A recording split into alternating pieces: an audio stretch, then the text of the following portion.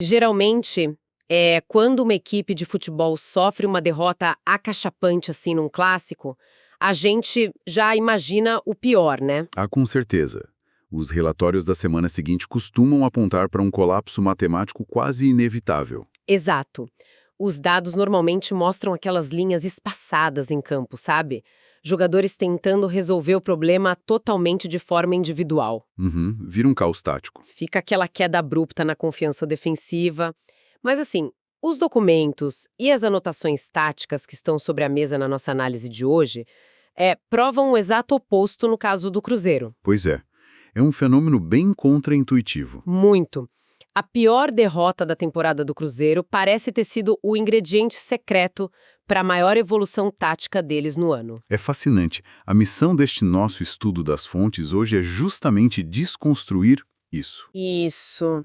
Como é que uma equipe pega aquele trauma de um clássico e, em vez de afundar numa espiral de crise, ainda mais no meio de uma maratona de jogos, transforma isso num nível de eficiência absurda? E olha, o que os números revelam aqui vai muito além daquele discurso genérico de superação, sabe? Aquela coisa de vontade em campo. Aquela velha história de raça, né? Exatamente. Nós estamos observando uma reestruturação puramente racional no momento de pico emocional. O futebol costuma punir severamente esse desespero pós-clássico. Porque o instinto de qualquer jogador que acaba de ser exposto ali numa grande rivalidade é tentar dar uma resposta imediata para a torcida. Sim, e isso geralmente significa atacar de forma totalmente desorganizada. Eles tentam pressionar sem coordenação e... E aí, a defesa fica completamente vulnerável. Exato. Mas o Cruzeiro fez um movimento contrário. A equipe, suprimiu o ego, absorveu o golpe e tomou uma decisão cirúrgica baseada totalmente em pragmatismo defensivo. Ok, vamos analisar isso com cuidado. Porque a transição imediata relatada nas fontes é drástica demais. Muito rápida, né? Sim, o time sai do clássico e já engata 3 jogos sem perder. Mas o que realmente trava atenção nos relatórios é que, em 2 desses 3 confrontos, o Cruzeiro simplesmente não sofre gols. 2 jogos com a meta intacta, logo de cara. Ficar intacto na defesa após um trauma ofensivo do adversário sugere uma mudança profunda de comportamento. Mas assim, como isso funciona na prática? É muito fácil a gente dizer que a equipe decidiu se defender melhor. Na teoria é lindo, né? Mas a mecânica por trás de estancar esse sangramento contra ataques da Série A exige um nível de coordenação quase militar, certo? O que é fascinante aqui é entender a geometria dessa mudança. Quando os relatórios apontam esses 2 jogos sem sofrer gols, eles estão descrevendo uma retração bem inteligente de espaços. Tipo encurtar o campo. Exatamente. Em vez de tentar marcar o adversário lá no campo de ataque, sabe, correndo o risco de deixar aqueles buracos gigantes nas costas dos volantes, o Cruzeiro reduziu muito a distância entre os zagueiros e os meio-campistas. Eles compactaram o time num bloco muito mais denso. Pense nisso em termos de centímetros mesmo. Se antes havia, 20 metros de distância entre a última linha de defesa e o meio-campo, isso caiu para 10 ou 12. Nossa, é uma redução enorme. Uma verdadeira parede dupla. O adversário até pode ter a posse de bola ali no círculo central, passeando de um lado para o outro, mas quando tenta infiltrar, bate nessa parede. Não há espaço para o passe em profundidade, não há espaço para infiltração de pontas. É como aquela analogia, né? A defesa do Cruzeiro foi como uma liga metálica. Ela foi submetida a um estresse extremo no clássico, mas em vez de quebrar, parece que foi forjada em algo muito mais resistente. Uma excelente comparação. Eles usaram o calor da crise para soldar os buracos da defesa. Mas espera aí. Segurar um bloco tão denso e compacto na defesa não exige uma intensidade física monumental dos jogadores? Sem dúvida, desgasta muito. Porque uma coisa é o time estar descansadinho e conseguir fazer aquelas coberturas impecáveis de um lado para o outro, outra coisa é fazer isso no meio de uma sequência brutal de jogos. E os relatórios mencionam especificamente isso, que o calendário não estava perdoando. O calendário brasileiro nunca perdoa, né? Pois é, manter essa solidez defensiva enquanto o ácido lático está se acumulando nas pernas me parece uma conta que cedo ou tarde não vai fechar. E é exatamente nesse ponto de ruptura física que o sistema tático precisou encontrar válvulas de escape. As anotações sobre o revezamento, certo. Isso. Os relatórios mostram que a comissão técnica não tentou forçar os mesmos 11 jogadores a cobrirem campo inteiro durante toda essa maratona. Houve uma adaptação na forma de agredir o adversário. Para aliviar a própria defesa, né? Pensa bem, quando uma equipe defende em um bloco baixo e está fisicamente esgotada, a retomada de bola geralmente resulta num passe precipitado. Que logo devolve a bola para o adversário e recomeça o sufoco. Exato. A solução tática para quebrar esse ciclo é ter uma rota de fuga em velocidade. O que nos leva diretamente àquele jogo contra o Bahia, porque as anotações trazem um grande destaque para a atuação do garoto, Kaique Kendi, nessa partida. Uma peça fundamental ali. Mas aqui eu preciso fazer a advogada do diabo sobre essa leitura. Colocar um garoto tão jovem, com pouca rodagem assim, num jogo de altíssima tensão no meio de uma maratona física... É um risco alto. Um risco colossal para aquele sistema defensivo super coordenado que a gente acabou de discutir, não é? Sinceramente, isso só cola um desespero por falta de peças de reposição, pernas cansadas, e não como um xadrez tático. Essa é a interpretação instintiva que muita gente faria, sem dúvida. Mas quando a gente observa a dinâmica do jogo contra o Bahia, a gente percebe que a entrada do Kendi tem uma função muito específica de alívio mecânico. Como assim, alívio mecânico? Imagina o sistema tático como um motor de um carro bem pesado numa corrida de longa distância. Colocar o Kendi em campo é como substituir uma peça pesada de metal por um componente de fibra de carbono. Extremamente leve e rápido. Exato. No meio da prova, ele não entra para ajudar a compactar a defesa lá atrás, sabe? Ele entra para empurrar a linha de defesa do adversário para trás. Ah, entendi. Como uma ameaça constante de contra-ataque que assusta os zagueiros do Bahia. Exato. Se o Bahia sabe que tem um garoto ali com um fôlego intacto e uma velocidade explosiva, esperando só um lançamento, os zagueiros deles não podem avançar até o meio-campo para pressionar. Eles ficam presos. Eles são obrigados a recuar uns 10 ou 15 metros por puro medo da velocidade do Kendi. E ao obrigar o adversário a recuar, o Cruzeiro automaticamente ganha campo para respirar. Nossa, então a juventude e o fôlego do Kendi, na verdade, protegem os veteranos que estão lá compondo aquele bloco defensivo exausto? Perfeito. É uma forma de defender através da ameaça de ataque. A grande atuação dele não foi só brilhante do ponto de vista técnico individual. Ele foi o oxigênio que o sistema inteiro precisava para sobreviver à maratona de pontos corridos. Aqui é que a coisa fica realmente interessante, porque nós acabamos de estabelecer que a velocidade da juventude funciona como um mecanismo de sobrevivência, né, nessa maratona dos pontos corridos, onde o cansaço é o maior inimigo. É a adaptação perfeita para o Brasileirão. Mas os relatórios não param no Brasileirão. Há uma transição abrupta ali nas anotações para o cenário da Copa do Brasil, o torneio eliminatório, aquele jogo contra o Goiás. E o futebol de pontos corridos exige um conjunto de habilidades completamente diferente do mata-mata. É outro esporte, quase. Exatamente. Na Copa do Brasil, o oxigênio e a velocidade não adiantam de nada se não houver um instinto letal ali em frações de segundo. E é aqui que surge o destaque para o gol da classificação marcado pelo Caio Jorge.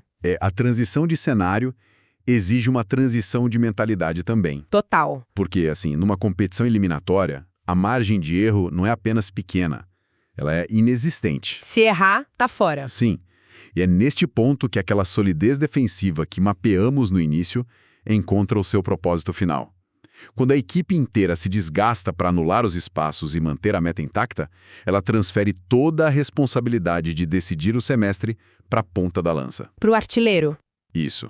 O papel do Caio Jorge contra o Goiás ilustra o auge desse pragmatismo tático. Mas, novamente, eu volto a questionar aqui.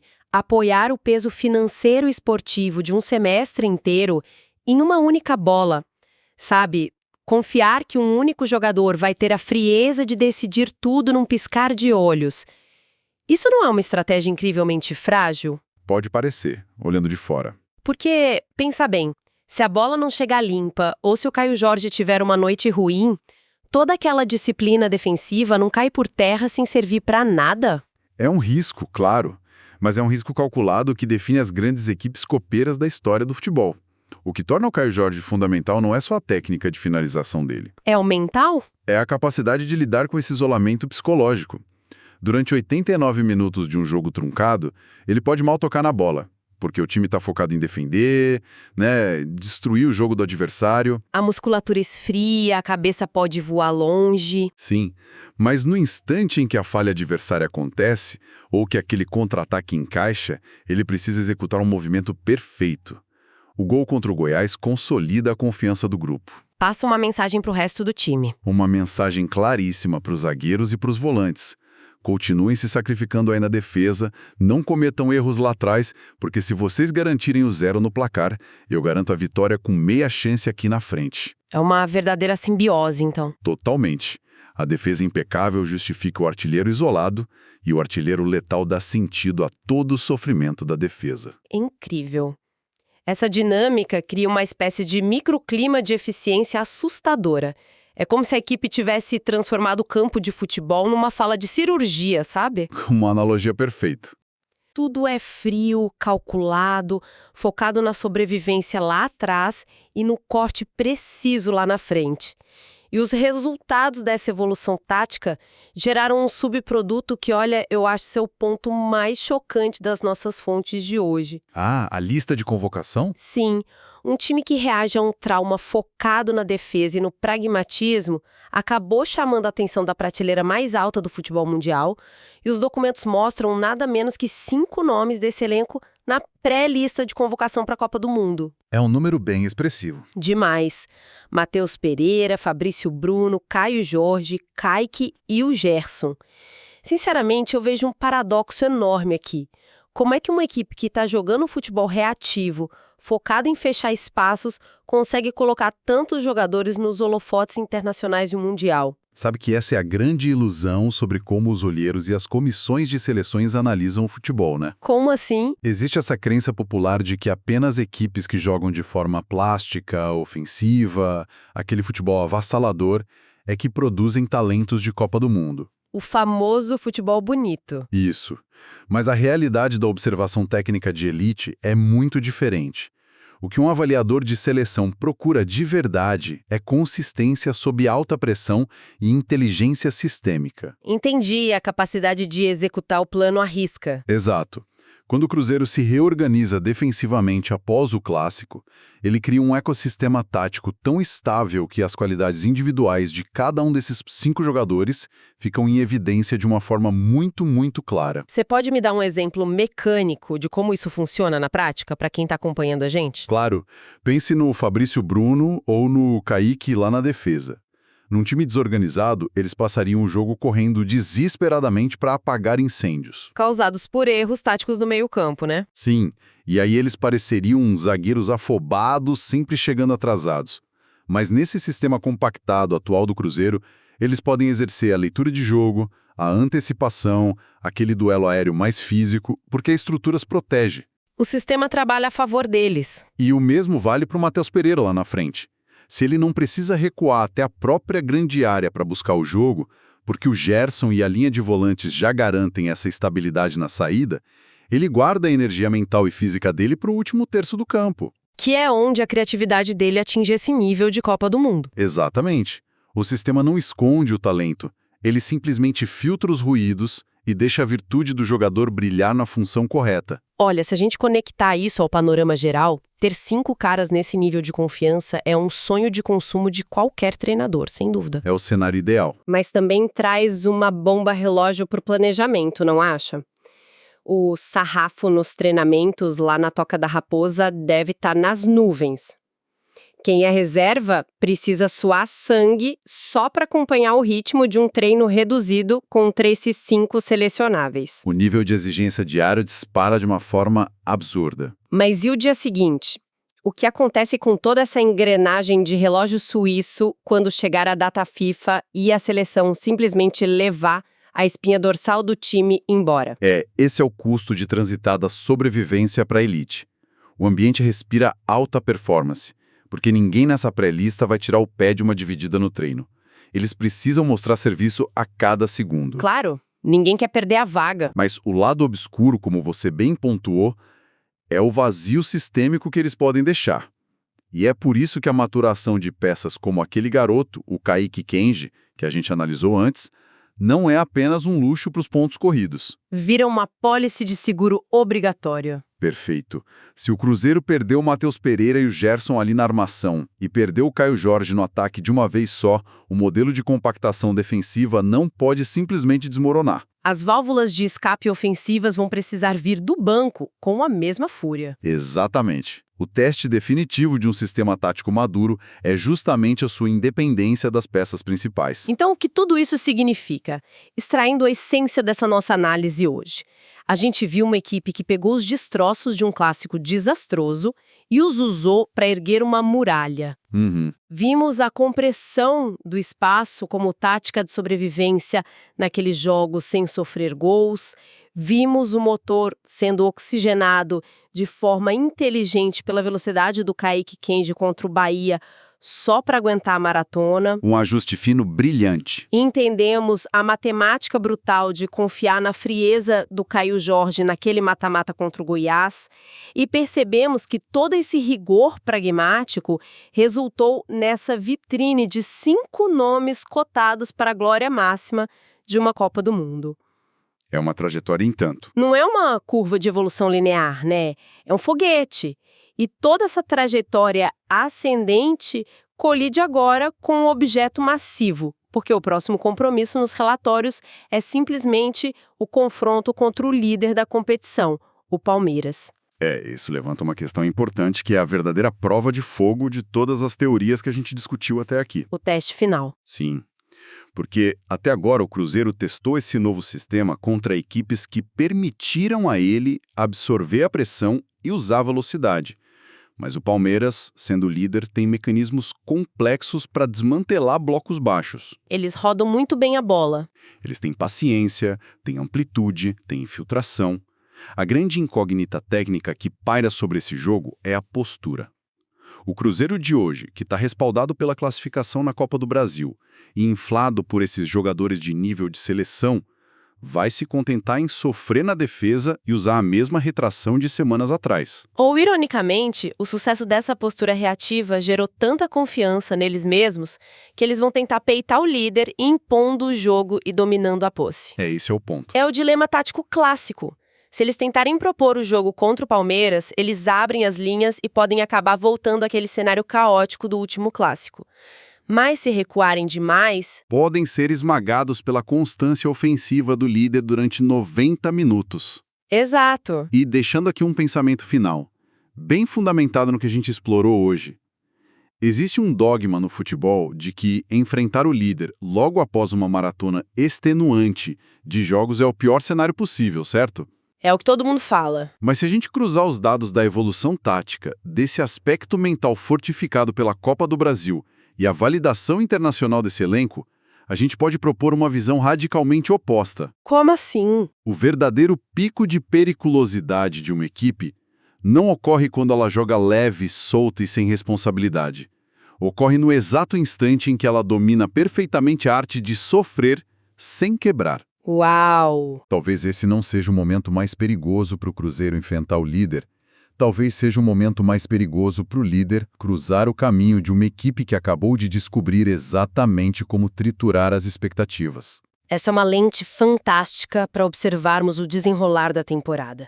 Deixar de olhar para o retrovisor, lamentando aquele clássico perdido lá atrás, e perceber que a pressão extrema apenas forjou uma equipe muito mais letal e complexa.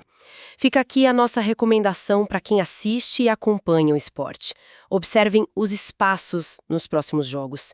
Fiquem de olho nas linhas. Observem a compactação das linhas e notem como o silêncio de uma defesa sólida, muitas vezes, prepara o barulho de um artilheiro decisivo lá na frente.